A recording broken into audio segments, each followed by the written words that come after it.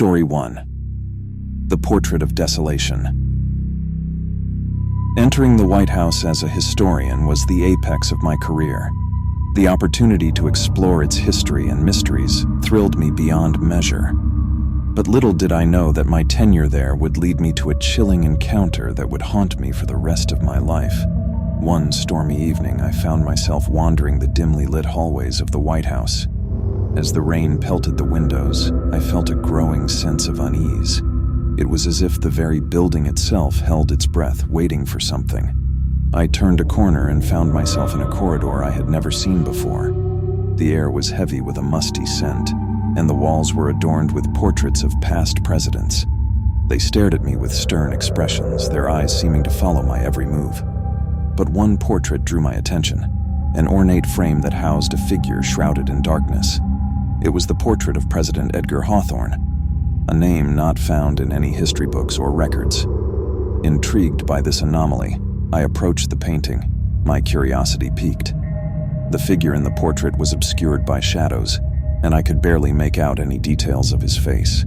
As I studied the painting, I felt a sudden coldness wash over me and the room seemed to darken. A voice, faint and distant, whispered in my ear, "Help me."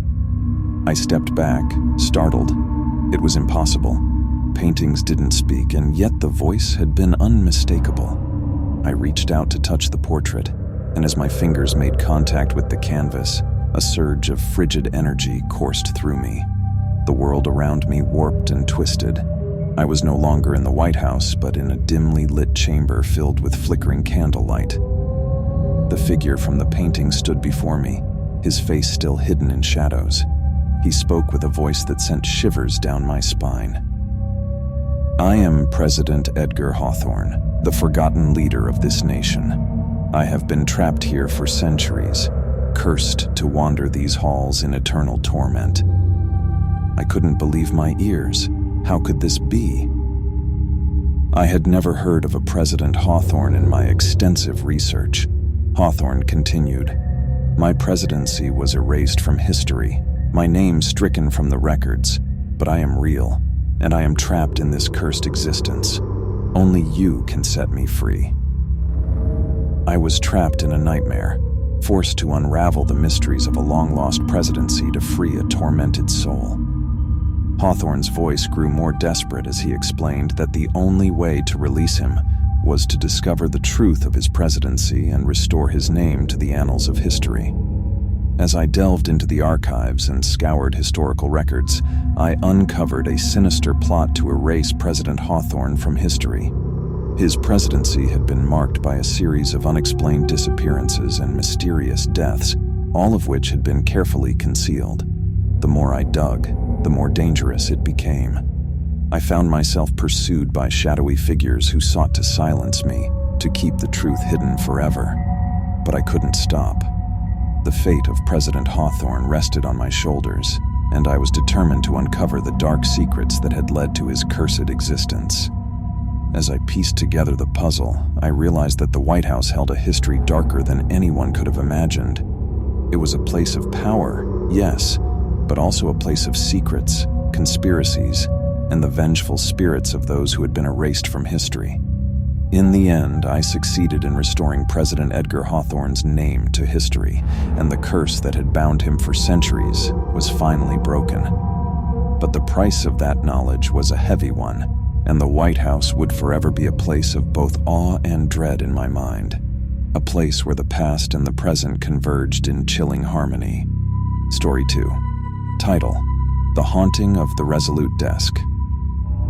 Entering the White House was the pinnacle of my career, a dream come true for a historian like me. But what I experienced within those historic walls would forever alter the course of my life. One bitterly cold night, as I toiled alone in the Oval Office, the imposing Resolute desk casting eerie shadows, a sense of unease settled over me. The room seemed to grow colder with each passing moment, and the atmosphere turned stifling.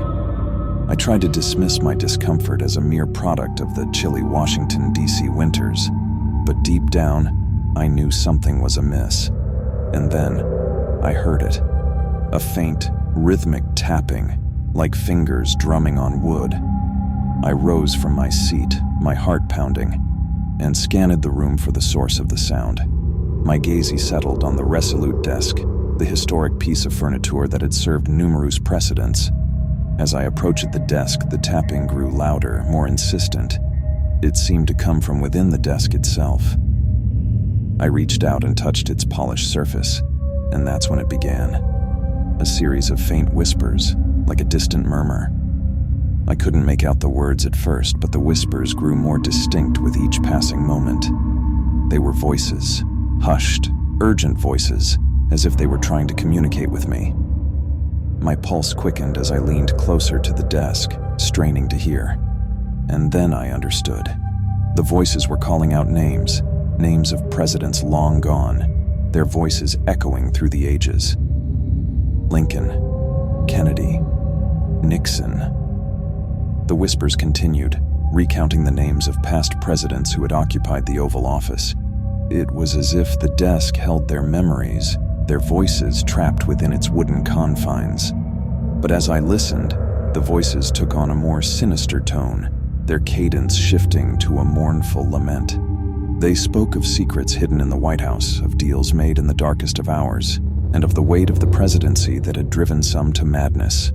I tried to step back, to distance myself from the haunting voices, but an unseen force held me in place. It was as if the Resolute desk itself had come alive, its dark secrets clawing at my soul. The room grew colder, and a ghostly figure materialized before me, a spectral president, his eyes filled with sorrow and regret. It was Abraham Lincoln, his voice a whisper in the frigid air. He spoke of the burdens of leadership, of the decisions that weighed heavily on his conscience. He told me of the Civil War, of the lives lost and the nation torn apart. His gaze bore into mine, and I felt as if I were reliving history itself. But as Lincoln's presence faded, more specters appeared. Presidents from different eras, each burdened by their own dark secrets. They reached out to me, their ghostly hands clutching at my clothes, their voices a cacophony of anguish. I was trapped in the haunted presence of the Resolute desk, surrounded by the restless souls of past presidents. They implored me to help them, to reveal the truth behind the secrets that haunted them. Desperation overwhelmed me as I struggled to free myself from their spectral grasp. I had unwittingly stumbled into a realm of the supernatural, a place where the past and the present converged in a nightmarish dance. In a final act of defiance, I pushed away from the desk with all my strength, breaking free from its malevolent grip. The room returned to its frigid normalcy, and the ghostly figures vanished, their mournful voices fading into the ether. I stumbled out of the Oval Office, my mind reeling from the horrors I had witnessed. The White House held secrets beyond imagination, a history of presidents and their darkest moments, all etched into the very essence of the Resolute desk. As I left the hallowed halls of the United States White House, I knew that I had been forever changed by the haunting of the Resolute desk, a specter that would continue to haunt my dreams and my waking hours. Story 3. Title: The Haunting in the West Wing. Working as a White House staff member had always been a dream, but the nightmares that awaited me in the West Wing would forever haunt my memories. One cold winter night, I found myself alone in the West Wing, responsible for securing the historic building. The rest of the staff had left, and I was the sole occupant of the dimly lit corridors. As I made my rounds, I couldn't shake the feeling that I was being watched. The air grew colder with each step, and a sense of unease settled over me. I tried to brush it off as my imagination running wild, but the sensation persisted. I entered the Roosevelt Room, a place steeped in history and power. The portraits of past presidents lined the walls, their stern gazes seeming to follow my every move. It was as if their spirits lingered in the room, watching, waiting. The room was silent, too silent for comfort. But then I heard it, a faint haunting melody. It was a tune I couldn't place, eerie and melancholic, as if it carried the weight of centuries. I followed the music, which led me to a locked door at the end of the corridor. The source of the melody seemed to be just beyond, and a strange compulsion urged me to unlock the door. Inside, I found a hidden chamber filled with old, dusty books and a grand piano covered in a white sheet. The room was bathed in an eerie, ethereal light that emanated from an antique chandelier. As I approached the piano, the sheet covering it began to sway as if moved by an unseen hand. My heart raced as I lifted the sheet, revealing the piano's keys. Without my conscious will, my fingers began to play the haunting melody. It was as if the music had taken control of me, guiding my hands with an unnatural force. I watched in disbelief as the keys moved on their own, producing a beautiful yet mournful tune. The room seemed to come alive with a spectral presence. Ghostly figures materialized around me. Former White House staff, advisors, and even presidents from eras long past. They stood in a circle, their faces etched with sadness. As the melody played on, the spirits began to dance, their movements graceful yet filled with sorrow. It was as if they were reenacting a tragic event from the past, their spectral forms caught in an eternal waltz. One figure, a woman in an old-fashioned dress, approached me. Her eyes held a deep sadness, and her voice, though barely audible, reached my ears. She told me of a forbidden love, a secret affair that had ended in tragedy. The woman's words were haunting, and I realized that the spirits were reliving a dark chapter in White House history, one that had been concealed from the public.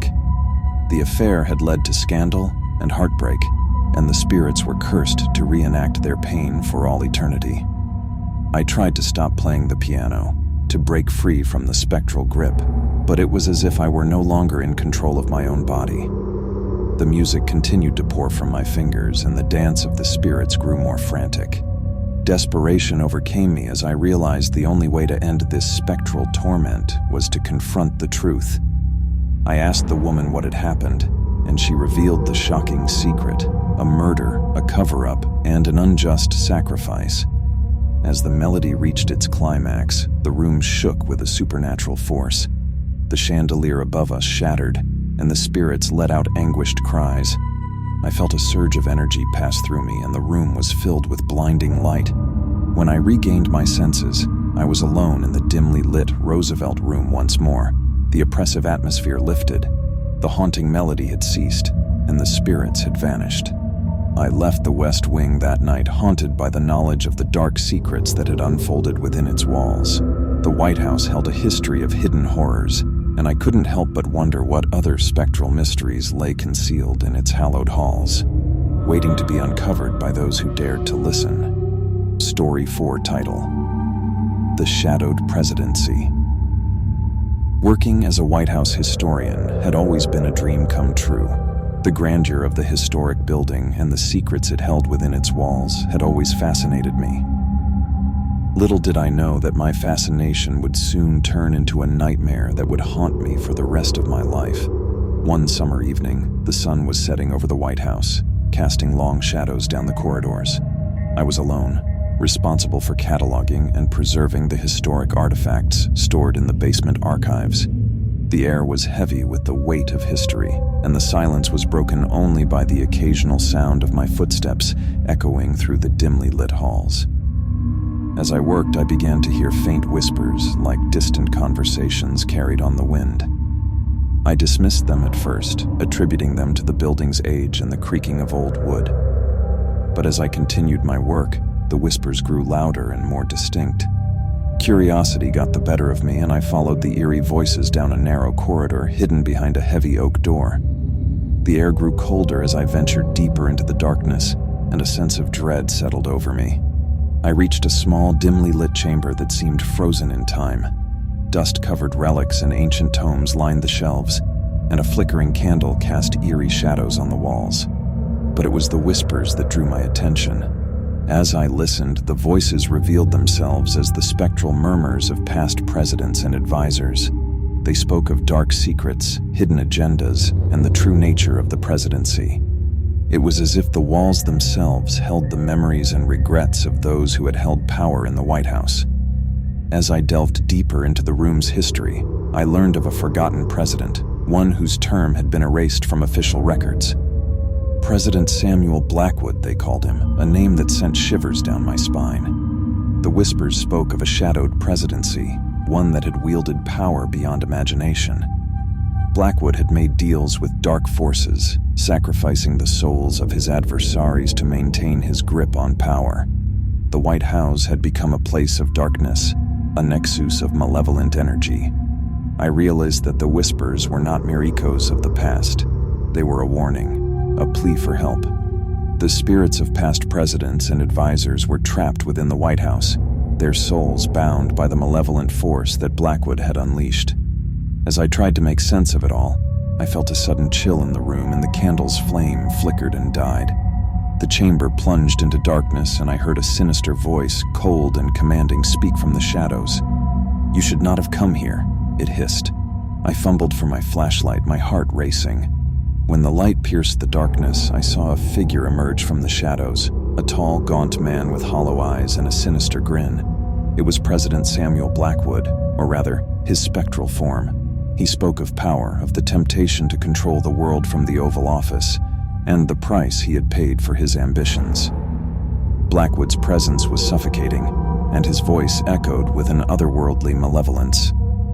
I tried to escape, to flee the chamber, but the door had vanished, leaving me trapped in the haunted room with the malevolent spirit of a forgotten president. Blackwood's laughter filled the chamber, and I realized that I was not the first to uncover his dark secrets. Many before me had tried to escape his grasp, and their fate had become a part of the White House's cursed history. Desperation set in as I realized that my only chance of survival was to confront Blackwood and break the curse that bound him to the White House. I called upon the spirits of past presidents, their whispers growing stronger as they lent me their strength.